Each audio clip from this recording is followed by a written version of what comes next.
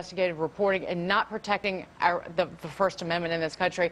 People are seriously in doubt about whether the White House is looking out for this country's best creepiness interests, and factor. I understand that. It's the creepiness. Julian, I mean, I guess what I'm asking you is what part of Custer don't you understand here, where you're surrounded and you see one incident after another that comes up, and it all comes back to the same basic issue. Privacy's invaded or potentially invaded, institutions of all sorts doing pretty much the same thing. There is a pattern.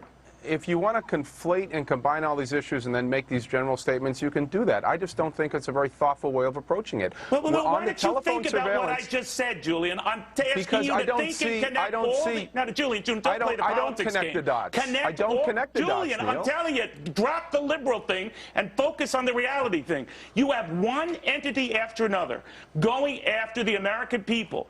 You have one system of government, one agency, one department after another, essentially doing the same thing.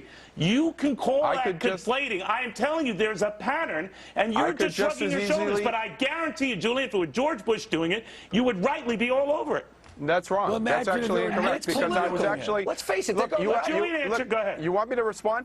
So, look, you can't conflate all of these issues. You have to speak about them separately because they're very different.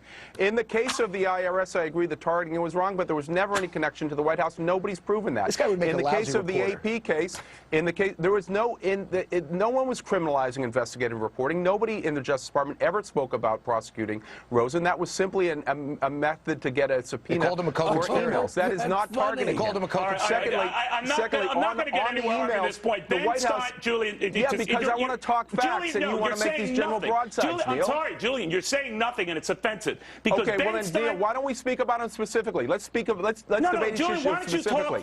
You're the one making the general allegations, Neil, without backing them up with facts. No, Julian, I'm not going to play this game with you, Julian. You play the same damn game, dismissing one. Neil, you're playing the game. Neil, excuse me. Cut his mic. He's going nowhere. You're playing the Obama hater game, and you're not backing up with facts. I want to go back to you, and I want to be very clear on this. Cut his damn mic. I want to be very clear to you. Ben, is this pattern of behavior you see here? I want to keep politics out of it. I want to keep the nuances out of it. I want to just address a pattern of behavior you've seen that does or does not worry you. Does it? Well, it worries me terribly, and Charlie Gasparino got it exactly right. It's a police state situation. It's getting worse and worse all the time, and the fact that Mr. Obama campaigned against it is really extremely unfortunate, and now he's defending it. And I think, I have to say, the idea that over 100 million phone calls were being made to terrorist groups in Yemen or all over the Middle East is just comical. I mean, of course they're listening to these phone conversations. Of course they're not listening to the conversation. How do you know, Julian? All right, wait, stop. I'm not going to get in a he said, she said kind of thing on something that I think is just a nonsensical, stupid point. So I'm not going to do it. And I'm sorry if a lot of you at home are offended by this and clicking the channel now. But we are too knee-deep into this nonsense this week for us to be so dismissive at any week. We'll have more.